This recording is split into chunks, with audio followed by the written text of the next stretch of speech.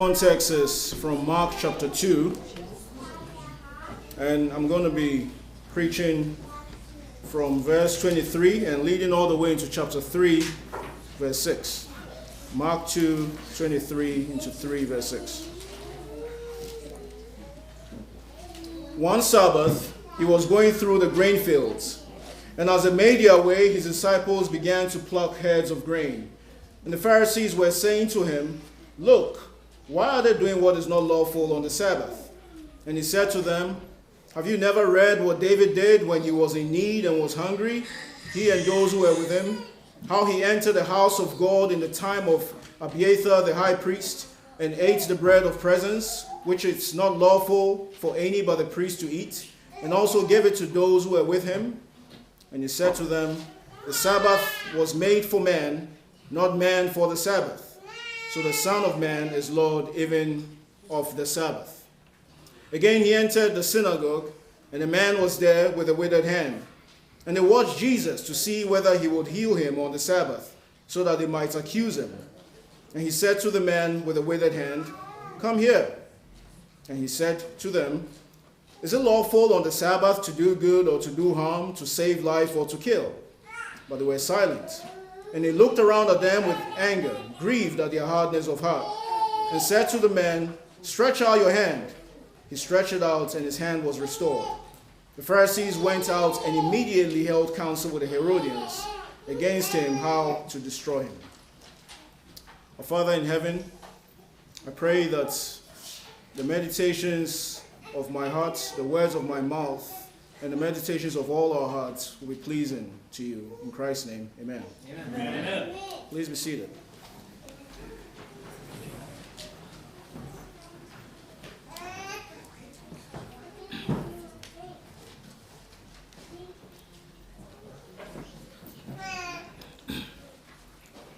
So this is a very interesting section.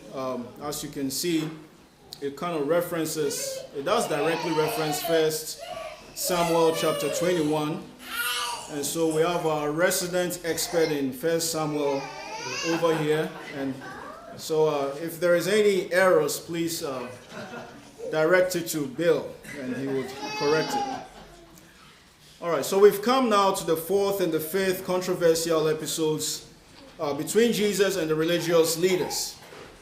The last time we looked at this encounter with the disciples of John the Baptist, who rebuked Jesus and the disciples for not fasting.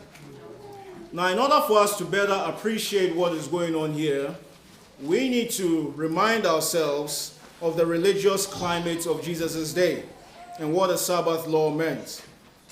I agree with James Edwards, the guy whose commentary I'm using, when he says that most of us come to this text at a disadvantage because we truly do not understand how important the Sabbath was to the Jews. And add to it the fact that there is a general indifference regarding Sabbath observance in our day. Our society is simply not that religious, at least not in the biblical sense, right?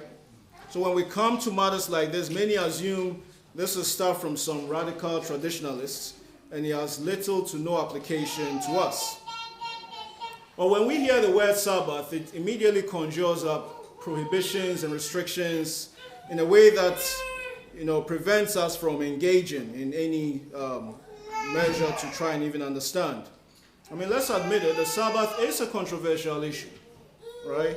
It's a controversial issue that many heavy theological minds, including Augustine, Luther, Calvin, Knox, Edwards, these men have not always agreed on the exact application of the Sabbath to the Christian.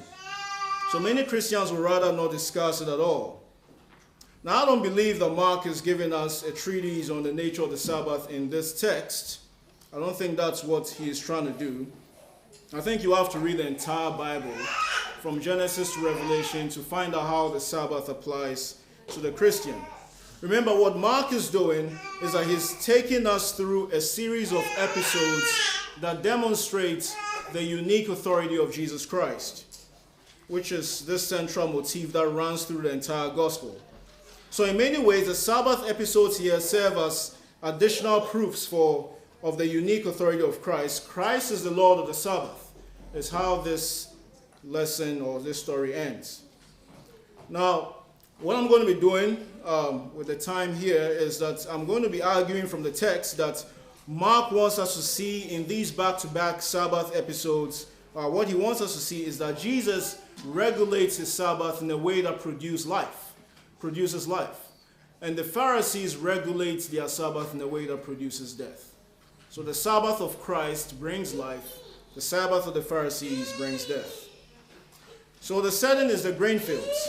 What could be better than walking with Jesus in these grain fields? The master teacher Jesus. And it was on a Jewish Sabbath, which went from sundown on Friday nights to sundown Saturday. His disciples were hungry, and they broke off some heads of grain, rubbed it in their hands, blew off the chaff, and then they ate. And they were well within their rights to do so because the law of Moses made that accommodation for them to do it. Deuteronomy 23, 24 to 25 shows that you could go to your neighbor's vineyard and eat your fill of grapes, but you couldn't go there with a bag and fill it up. You couldn't be greedy, right? And similarly, you were allowed to go to your neighbor's standing grain and pluck some ears with your hand, but you couldn't harvest it with a sickle. So there was a prohibition of going there with a sickle, but if you were hungry, you could just go and grab something to eat. And so the law made accommodation for the poor and the needy to be able to sustain themselves. Now, in this instance, the disciples were hungry. They were away from home on a Sabbath day with all the markets closed, as you can imagine. So they exercised their rights to break off some heads of wheat to satisfy their hunger. And then we see this beautiful scene interrupted.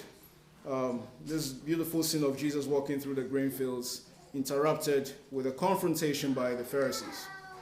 Now, we've met these guys several times in this chapter. Right from the beginning of chapter 2, every episode so far has featured the Pharisees. All right? They have been with us throughout our journey. They have been observing Jesus' actions, rebuking him for violating laws and customs and criticizing his speech. And they always come with a question, right? Who can forgive sins, or who can forgive sins but God alone? Why does he eat with tax collectors and sinners? Why do your disciples not fast? All right, they always come with a question. And here too, they come to Jesus with a question, or more accurately, they come to him with a rebuke, which is how the tone of what they always say. The rebuke here is directed directly at Jesus. Look at verse 24. Verse 24 says, and the Pharisees were saying to him, look, what are they doing? Why are they doing what is not lawful on the Sabbath? Why are they doing what is not lawful on the Sabbath? Now observe that their issue here is not that Jesus disregards the Sabbath in its entirety. That is not really their issue. All right, they know that Jesus goes to synagogue and all that. Their issue here is that Jesus and his disciples are doing what is unlawful to do on the Sabbath. Most biblical scholars will point out that Jesus and his disciples violated at least one rabbinical tradition. Probably two. Right? Probably two. The first is that they had likely exceeded the number of steps they were allowed to take on a Jewish Sabbath. The rabbinical tradition put a limitation on how far you could travel in what later became commonly known as a Sabbath day's journey. And what this was is that you could walk within the confines of a walled city for no more than 1,999 steps. Don't ask me why they don't round it up. And don't ask me who is counting. I guess they were counting. Right? But you couldn't exceed 1,999 steps, which is just a little over half a mile. Now, of course, this prohibition is not found anywhere in the law of Moses. The closest thing we have of such a thing is in Exodus 16:29, which says this, see, the Lord has given you the Sabbath, therefore on the sixth day he gives you bread for 2 days. Remain each of you in his place, let no one go out of his place on the seventh day. You see, that's what legalism does. Legalism tries to preserve one rule by adding other rules. All right, so it preserves one rule by adding a second rule, and then it creates a third rule to preserve the second one, and then all you have is laws, and more laws. It never ends. And this is what is happening. The Mishnah specifies 39 categories of work prohibited on the Sabbath. Included in that list are prohibitions to sowing, gathering, reaping, tying knots. So if your shoelaces became untied on the Sabbath, you couldn't tie them back. It would have been a violation of the Sabbath. And stitching, you were only allowed to make one stitch on the Sabbath. So you have to be really clever and economical with how you stitch if you tore your garment. Maybe make one wide stitch. Who knows? They attempted to develop a rule for every conceivable kind of work. You couldn't carry an object on the Sabbath. And when it came to writing, for those of you who like writing, you were only allowed to write 2 letters. Nothing more. And you couldn't erase and write another 2. Erasing was also a violation of the Sabbath. And here's a good one. If a building collapsed on the Sabbath day and people were trapped under that building, you were allowed to dig up the rubble and see if there were any survivors, in which case you were allowed to rescue them. But if the people were dead, you couldn't pick them up. You had to wait until sundown before you come and gather these dead bodies. All right, and that is the absurdity of legalism. Now, in fairness to the Pharisees, they never brought up the issue of Jesus and his disciples exceeding the Sabbath day journey. That is not the issue that is presented to us here. We can only infer that from their teachings. What is much clearer in our text is the violation against another rabbinical tradition, stating that you could not harvest grain on the Sabbath. The Pharisees had concluded that since the Mosaic law expressly forbade reaping on the Sabbath, Jesus and his disciples had violated that law by means of the requirements provided in the Mishnah and other documents.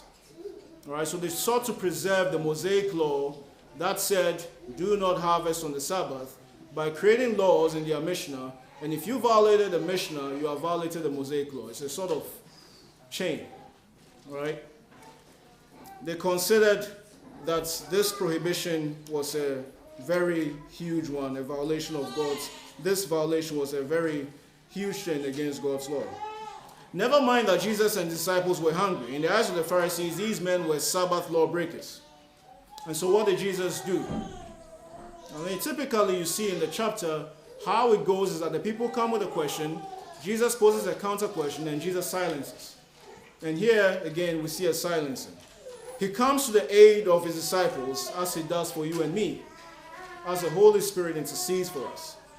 Now, we don't know if Jesus was himself breaking heads of grain in the field. We are told that his disciples were the ones doing it. But he intercedes for his disciples by posing a counter question. He says this, have you never read what David did when he was in need and was hungry, he and those who were with him, how he entered the house of David in the time of Abiathar the high priest, and ate the bread of the presence, which it is not lawful for any but the priest to eat, and also gave it to those who were with him? Now, first of all, consider what an offensive statement that was. Jesus is talking to the Pharisees, all right? And he says to them, have you never read? Have you never read? All right, and these people were supposedly the experts in the law and the prophets. And it's interesting that Jesus in this case does not immediately appeal to his authority. But what he chooses to do instead is to do a Bible study with the Pharisees. Now what's even more impressive is the biblical event that he presents in his defense. The event, as Mr. Odland read, is in 1 Samuel 21, where David and his men, while fleeing from Saul, went to the tabernacle begging the priests for holy bread because they were hungry. Now, perhaps they did this on the Sabbath. We don't know for sure. But we're just going to go with what Jesus is saying. Jesus is not saying this happened on the Sabbath. But David and his men went and begged the priests for holy bread because they were hungry. Now, after making a few inquiries, the priest gave David and his men the showbread through the law. Remember, the showbread is kept in there, and only the priest could eat the showbread. You had to change it every evening, but the common people could not eat it. Only the Levite priest could eat the holy bread. Now, by this illustration, Jesus was comparing himself to David. He knew that the Pharisees held David in high esteem. David did what was not lawful, right? but it was acceptable due to the circumstances. And if God did not condemn David for what he did, or the priest for giving the bread to David and violating the Levitical law, how much more was it expedient for Jesus to give to his disciples, his hungry disciples, grain in violation of a rabbinical tradition? All right, so this was a violation of a rabbinical tradition. In David's case, it was a violation of a Levitical law. God did not discipline David. He did not disapprove of the action or the event. So how much more was it expedient for Jesus to do this? Now, just as a parenthetical statement, you notice that Jesus says here that, have you not read, and he talks about in the days of Abiathar. If you read 1 Samuel 21, the high priest at that point was Ahimelech, not Abiathar. So this is what, some people might say, well, Jesus is not, after all, very infallible, you see. But that's not what is happening here. Ahimelech is the son of Abiathar. All right, the son of Abiathar. So what is happening here is that the event was probably associated in popular memory with Abiathar, who was the son of Ahimelech. Did I say Ahimelech, the son of Abiathar? Abiathar, who was the son of Ahimelech. Get it the right way. And he became a high priest later. Actually, Ahimelech shows up, Abiathar shows up in 1 Samuel 22 for the first time. And he becomes more commonly associated with David. So presumably this is why Jesus uses Abiathar rather than Ahimelech. But also consider that Jesus is not saying that Abiathar was a high priest. He says that in the days of Abiathar. All right? So just to clarify that little confusion there. He merely points that this event occurred in that era. Now, so it was Ahimelech who gave the showbread to David. Parenthesis closed, by the way. Who gave the showbread to David and his men. And he did this because he understood a common sense principle that there was more value in life than in a ritual. More value in life than in a ritual. What is the point of a ritual if there's really no one there to observe it? And also keep in mind that David was, after all, the anointed king of Israel. Jesus is comparing himself to David and making the implicit point that he is king, as he's been doing so far. And just as David, the anointed king, was being persecuted by Saul, so too was Jesus being persecuted by Israel's religious leaders. The point was not that David's actions gave Jesus an excuse. The point was that David's actions served as a precedent, a foreshadowing, if you will. Jesus is the new David who feeds his men at a time where the religious leaders are plotting against his life. And so Jesus summarizes the lesson to be learned from his rhetorical question when he says in verse 27, the Sabbath was made for man, not man for the Sabbath. Now here's a lesson. The Sabbath was given to man as a gift to enjoy and not as a burden. The Pharisees had turned the gift into a burden by adding their traditions to the Sabbath requirements. Now, think with me for a second. If you were one of the Pharisees, all right, Jesus' Bible study lesson will still have left you with some questions. Because the Pharisaical tradition did not rely merely on interpretation, but also on authority. It was not simply a matter of what Jesus did, but his right to do it. What rights does he have to presume to redefine the Sabbath in this way? Hence, verse 28, which says, so the Son of Man is Lord even of the Sabbath. The right to interpret and even redefine the Sabbath in this way rests on the fact that Jesus is the Lord of the Sabbath. It is a claim to his deity. God instituted the Sabbath at creation. He rested on the seventh day. Therefore, by this statement, Jesus is saying, I am the creator of the Sabbath. I have the authority to regulate it and tell you what it truly means. You, Pharisees, have no right to change and redefine the Sabbath and add to it your customs and your laws. The implication is that Jesus is not just a new David who feeds his disciples in violation of a Sabbath law, but he's also David's Lord whose authority extends over the Sabbath itself. He is David's son. He is David's Lord. And Mark changes the setting for us in the beginning of chapter 3. The setting changes to the synagogue. And we read, again he entered the synagogue, and a man was there with a withered hand, and they watched Jesus to see whether he would heal him on the Sabbath so that they might accuse him. Now this was a different Sabbath day. We know that from Luke's account. Mark strings the two episodes together because they are related topically. Here we see that the Pharisees are not guarding against the improper observance of the Sabbath, but are anticipating and hoping for another violation. Psalm 37:32 says, "The wicked watches for the righteous and seeks to put him to death." And this is precisely what the Pharisees are doing. The wicked watches for the righteous and seeks to put him to death. Now, to be clear, the Pharisees were not opposed to Jesus performing a miracle of healing.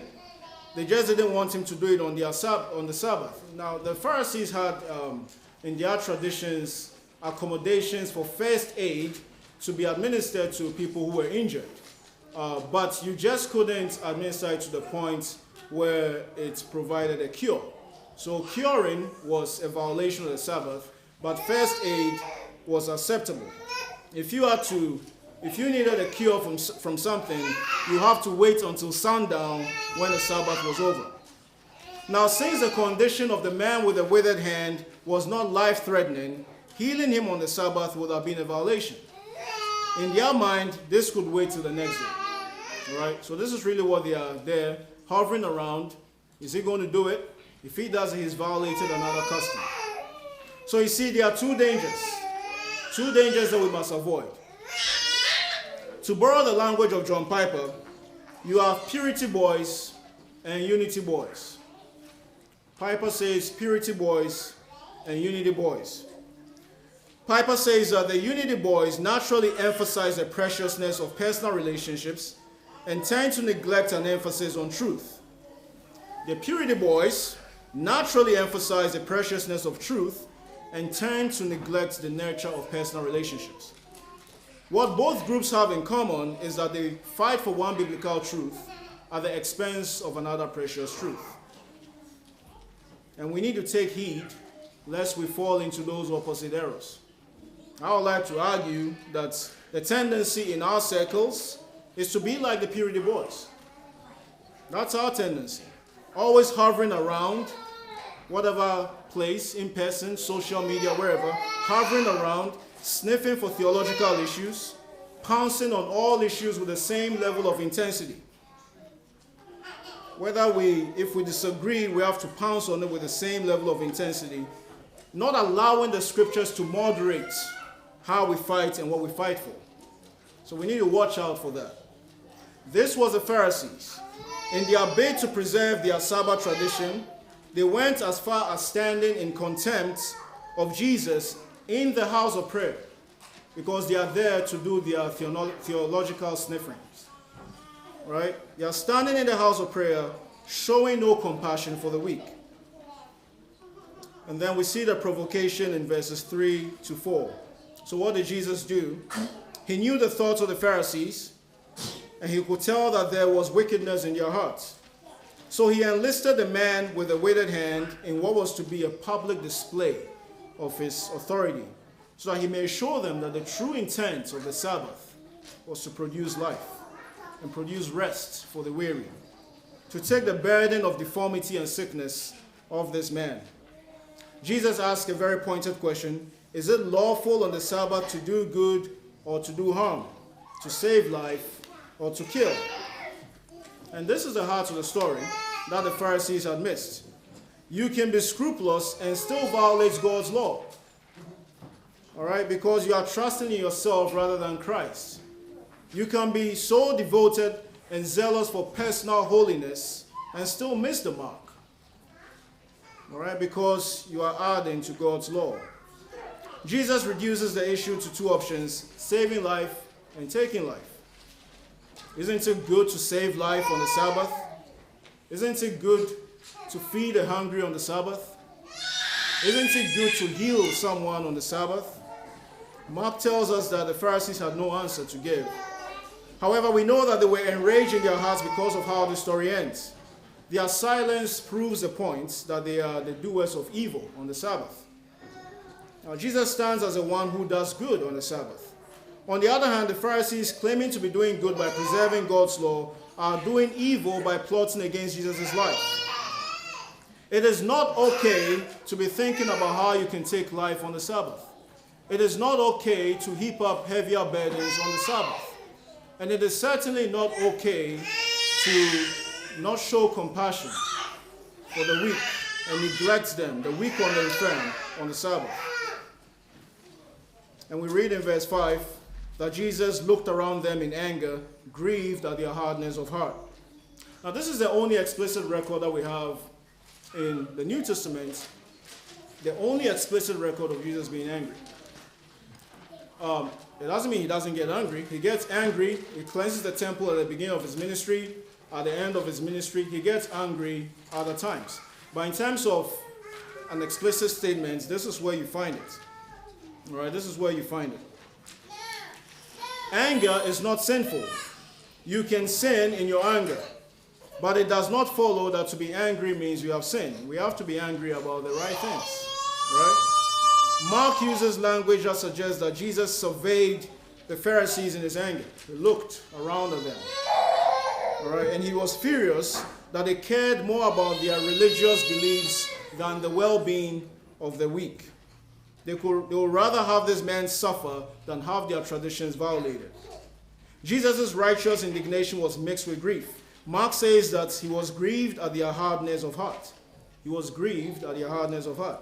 He was deeply distressed that sin and unbelief had so infected the hearts of the Pharisees. You see, they too needed the grace of Christ. They too needed to be given rest from their religious works. And even in his anger, Jesus performs a miracle. He commands a man to stretch out his hand. Now, this man, in many ways, he sort of functions as a prop in the story. But if that's not the case, it's never the case with Jesus, because everything that he does is predetermined and planned. All right? But he commands this man to stretch out his hand. The man was to exercise faith in the words of Jesus. First, he was called to stand before everyone. We don't see that in this text, but if you read Luke's account, Luke says that he called him to stand before everyone. So you can imagine this man being called out, with his withered hand, come and stand in front of everyone. It might have been quite tough for him to do that. All right? And then he was called to stretch out his hand. When the man stretched out his hand, it was immediately restored. Matthew adds a comment that it was restored just like the other one. It was healthy like the other. He was made whole, given rest from his deformity. He was a beneficiary of the rage of Jesus against the Pharisees. The rage of Jesus condemns the proud and boastful enemies, but it brings life to the poor and helpless. The rage of the Pharisees leads to death. There is no life in their anger. It is an anger that only seeks to kill and to destroy. And this is what we see in verse 6, that they were plotting against the life of Jesus. We read in verse 6, the Pharisees went out and immediately held counsel with the Herodians against him how to destroy him.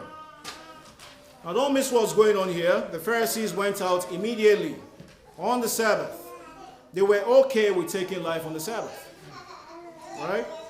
They were not okay with life being restored. They were okay with taking life on the Sabbath. Now the Herodians were not typically in agreement with the Pharisees.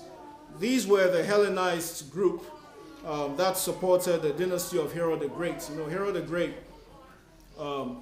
his lineage is from Edom, right? He's an Edomite. And so these were, sort of accommodated in the Jewish practice. But these devotees to Herod and his sons, they were secularists. They were considered by many to have compromised the Jewish religion for political gain. But on that day, the Pharisees put all their differences with the Herodians aside, because they had the common goal here, set aside all their differences and set in motion what will eventually lead to the crucifixion of Jesus. So in the final of Jesus' 5 controversial encounters, Mark is showing us that the clash between Jesus' authority and the legalistic group known as the Pharisees is a clash between life and death. Legalism leads to death. Christ's authority brings life. Christ demonstrates compassion and preserves life on the Sabbath. The Pharisees demonstrate a hardness of heart and seek to take life on the Sabbath. Let me give you a closing exhortation. So what kind of Lord is Jesus? What kind of Lord is Jesus? He's a Lord who gives us a Sabbath. He's a Lord who gives us spiritual rest and physical rest. Rest from our dead works of seeking a righteousness of our own, and rest from our earthly toils. Pharaoh kept the Jews in chains, made them work 7 days a week. Jesus says, I've given you one day where you don't have to work. I've given you rest, and I'll still provide for you. Rest from your anxiety, rest from wicked rulers, rest from all our labors. Jesus is not implying by his actions or by his speech that the Sabbath is no longer necessary. These words of J.C. Ryle ring true in our day. J.C. Ryle says this: there is little danger of the day being kept too strictly, by the day he means the Sabbath, being kept too strictly in the present age. There is far more danger of it being profaned and forgotten entirely. The Sabbath is a gift that should be enjoyed by the children of God. But let's be careful not to turn this gift into a burden. Of first importance, we must understand that Jesus himself is the substance of the Sabbath. Hebrews 4:3 says, we who have believed enter that rest. Jesus said in Matthew 11:28, come to me all who labor and are heavy laden, and I will give you rest.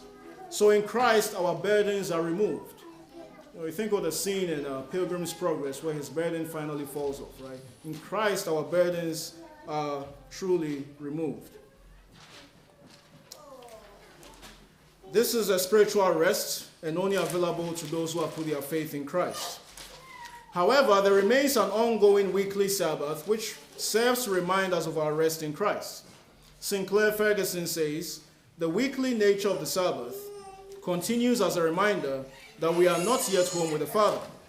And since this rest is ours only through union with Christ in his death and resurrection, our struggles to refuse the old life and enjoy the new continue.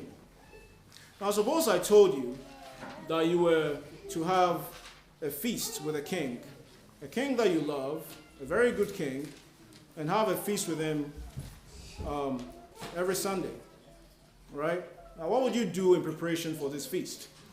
You make sure that you get everything in order, try and do all your labor so that you free up time to be with this king, right? That's what you will do, right? Because you will be joyfully anticipating your feast day with this king. And so it is with the Sabbath. The Sabbath was made for man, not man for the Sabbath. We are invited to commune with God and with one another and feast with him and rejoice together. So we anticipate that every week. Let us then gladly enjoy this gift. Let us not think of the Sabbath as all the things we don't get to do, right? This is the issue in Isaiah's book, right? And they are, God has given them a Sabbath to enjoy, and they are thinking of all the comments that they could be making, all right, rather than enjoying the gift. They are thinking, well, I wish I were out there selling my goods, right? So we get to rest, we get to sing, we get to worship, we get to bring our offerings to show mercy, all in the name of our Lord. Heidelberg 103, question and answer 103, gives us 5 implications of the 4th commandment drawn from the pages of Scripture. It says this: first, that the gospel ministry and education for it be maintained. 2, especially on the festive day of rest, I diligently attend the assembly of God's people to learn what the word teaches. One of the best ways to keep the Sabbath is to come to church, right? That's what we are called to do. It's a holy day to the Lord. To participate in the sacraments is a third thing. To pray to God publicly. So here you have corporate prayer. To bring Christian offerings to the poor, as we bring the offerings every Sunday. But one may ask, what about those who have to work on Sundays? What about those who have to work on Sundays? Now remember, the guiding principle is that the Sabbath is given to you as a gift, not as a burden. I do not see a warrant in Scripture to say that it is unlawful for a person to provide for the needs of their family on a Sunday, right? Or that it is unlawful to meet the terms of your contract with your employer if it requires you to work on a Sunday. But I would say that if it is in your power to negotiate, then do all you can to free up time to be with your brothers in the assembly of God and other activities that follow, right? So look forward to it. Go and enjoy the Sabbath. Look forward to it every week. And as we prepare, this is my final point, as we prepare to come to the Lord's table, remember this. David gave his men bread, which was only acceptable for them to eat, given the circumstances at the time. But Christ, who is David's son and David's Lord, has given us bread, which is lawful for us to eat always, because he has made us priests after him. Therefore, let us enjoy these true gifts that we have in Jesus. Let's pray. Father in heaven, we thank you for the gift of rest which you have given us in Christ. Rest from our dead works and rest from our physical toil. Help us to treasure this gift even as we are reminded of it every Lord's Day. In Christ's name we pray. Amen.